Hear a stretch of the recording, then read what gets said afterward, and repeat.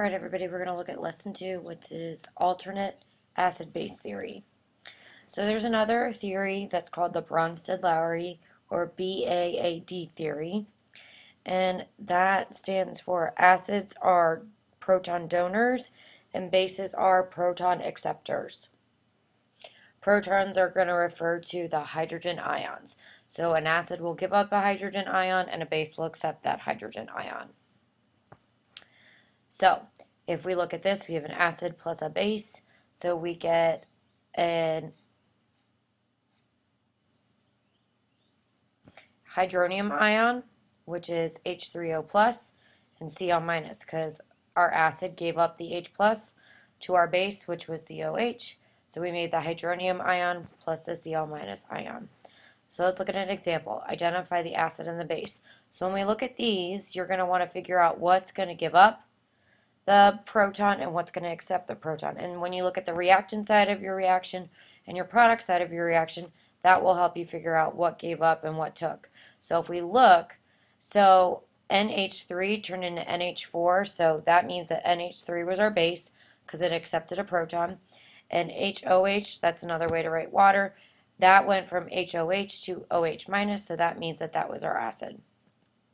So let's look at this practice. Pause the video and unpause when you're ready.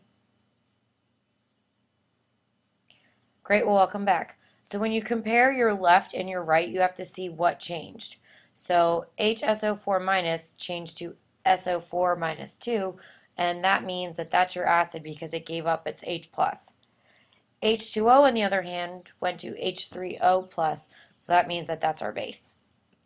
What about this practice? Pause the video and unpause when you're ready.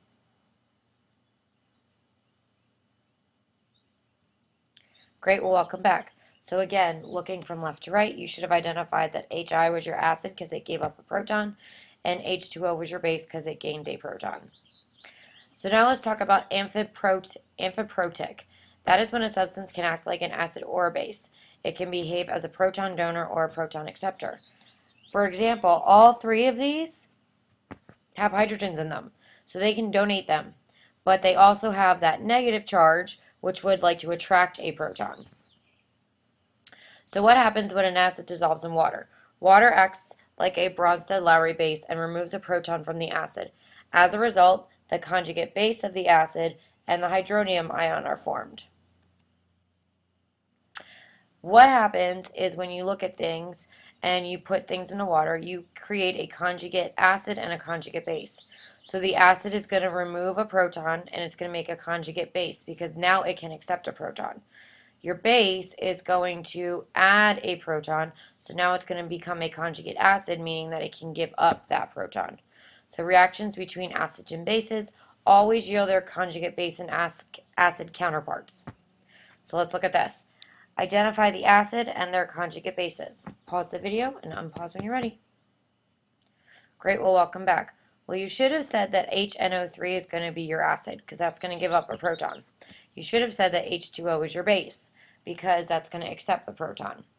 Then you should have said that NO3 minus is your conjugate base because now since it has that minus sign there, it can accept a proton. And you should have said that H3O plus is your conjugate acid because now since it has a plus charge, it can give up that proton. So let's talk about acid-base strengths. Strong acids and bases are completely dissociated in water to make a lot of H plus or OH minuses. Weak acids and bases only dissociate partially into water, and so they don't give off as many H pluses or OH minuses. How is strength different from concentration? Strength is different from concentration because strength is how easily something will dissociate. Concentration is how many H pluses or how many OH minuses are going to be in there. So strength refers to the amount of ions a substance makes when it breaks down. Concentration refers to the amount of this substance initially before it breaks down. It's usually measured in molarity, which is moles per liter of unit volume. So let's look at this, check your understanding. Which species is the acid and which species is the base? We're going to talk about this first thing in class tomorrow. Have a good night.